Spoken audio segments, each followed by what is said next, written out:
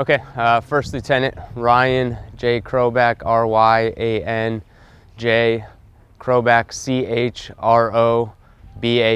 from Clinton, New York. Okay. Do you guys have a local newspaper? Yes, the Observer Dispatch. Okay.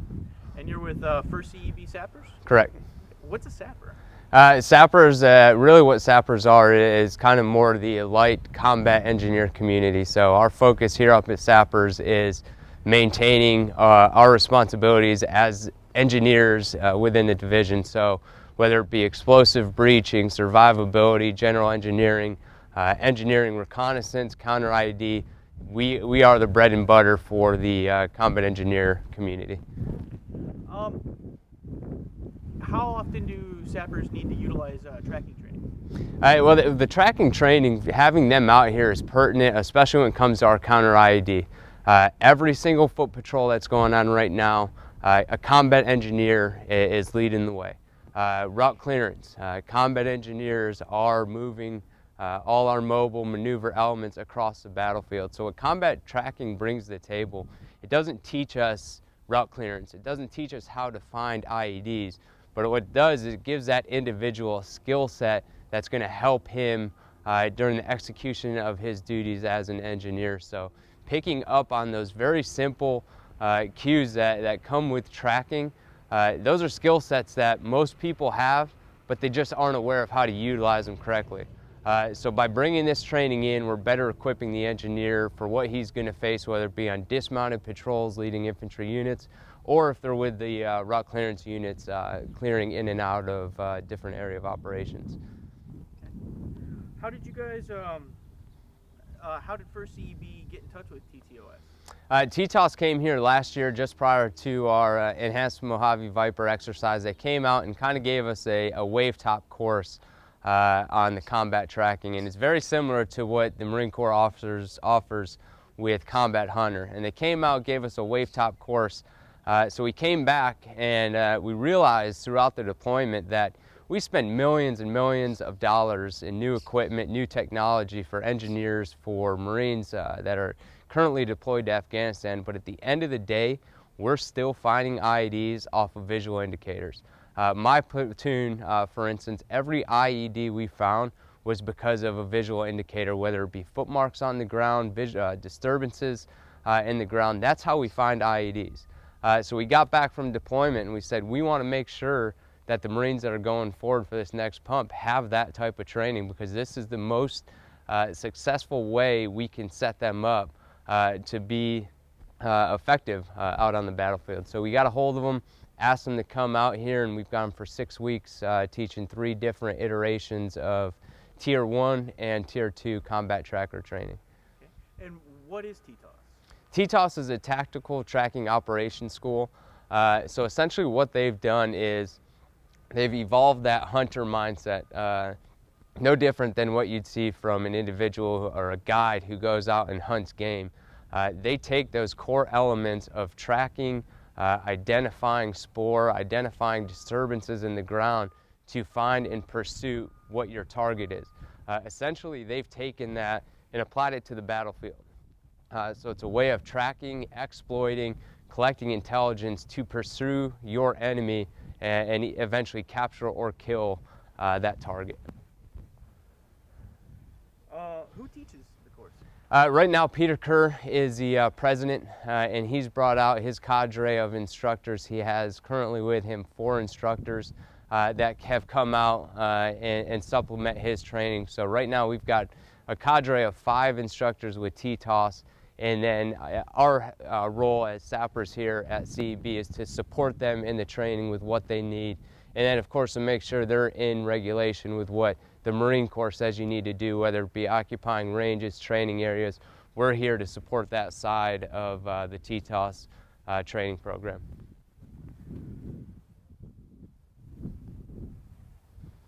What kind of tracking is being taught? Well, right now the tracking that they're teaching is more or less what they're looking for is to be able to look at a footprint or to be able to look at a disturbance in the ground and tell a story about it. So these Marines come in from day one, and then once the 24-hour effects is done, they come back with an ability to, as I said before, look at a footprint, look at a track, and tell a story that comes with that footprint. So it's a whole new way of looking at the ground, so to speak. So the tracking that they're being taught is essentially teaching them how to identify spoor, how to identify certain tracks, and how to relate that into a story of what that individual is doing at this certain place in this certain time. And the way that will help them on the battlefield is you've got individuals everywhere, good and bad. So that ability to actually define, okay, this is what I'm looking at, and this is the story it tells, and now this is going to help me execute during you know, our responsibilities out on mission. What kind of training or preparation do combat engineers have other than TTOS for tracking? Well, the Combat Hunter program is available to our Marines, but the difficulty is finding the seats and finding the availability for our Marines to get to that training. Here at CEB, we are on a very, very hectic deployment schedule, so it's typically a unit gets back, and you can expect that in or around a year, we'll be deploying again back to Afghanistan. So on top of all the annual training and the schools that you want your Marines to go to for their own PMI, it's very difficult to get our Marines into the courses that's going to develop them and enhance their skills out in the operating environment. So having TTOS come out here to supplement that training is really the highlight of what we want our Marines to do. Our Marines find IEDs in Afghanistan. And that's our biggest threat on the battlefield. So if we can train them and equip them with these skills, we're going to obviously set them up for success as they deploy. Does your unit have any plans for deployments anytime soon? Yes, they'll be deploying again in October back to Afghanistan. Okay. How long is that deployment going to be? Typically our deployments are 7 months, no different than any other unit, and they'll have a 7-month pump, rotate back, and then, you know, we'll see where things sit here in a couple years, but it's a typically 7-month rotation, and hopefully 2-to-1 ratio dwell time, although at CEB that typically doesn't happen. Good to go. What's some of the feedback that you've heard from the Marines that have gone through the course? We've heard excellent feedback, and especially from the Marines that have deployed. Again, this isn't nuclear science. This isn't difficult stuff. It's simple training. It's simple skills, but it's just skills that Marines don't realize they have. So going through the course, like I said before, you go through this course, and whether you're PTing, whether you're a hunter, whether you're just out in the field, you're going to look at everything in an entirely different way. And that's a skill that they can build upon. And the other great thing with TTOS is it's not theater specific. Obviously, we're approaching an end to our involvement in Afghanistan, and we need to refocus back to our core abilities as Marines and as engineers. TTOS brings an enduring skill for the Marines, and it brings an enduring skill post-OEF into whatever future conflicts we'll be involved in. Where do you think the future for First CEB and TTOS lies? First CEB and TTOS is going to be hand in hand, no different than First CEB will continue to do Combat Hunter. If you were to ask my opinion, IED is going to be the weapon of choice, targeting coalition forces for years to come. They're simple to make, the tools, the materials are always going to be there, and they're effective. They've been effective for over 10 years now in Iraq and Afghanistan. They were effective during the Korean War. They were effective during Vietnam.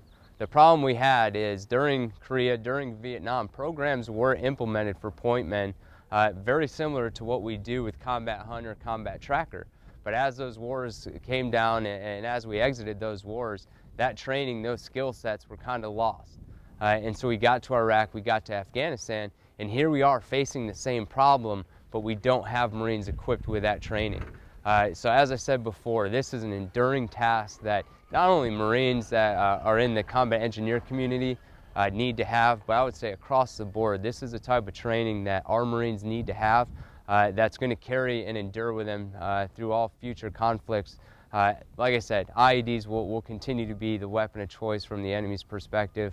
and our best way to combat these is to give the Marines this training. In closing, do you have anything that you'd like to say about the TTOS program or 1st CEB Sappers?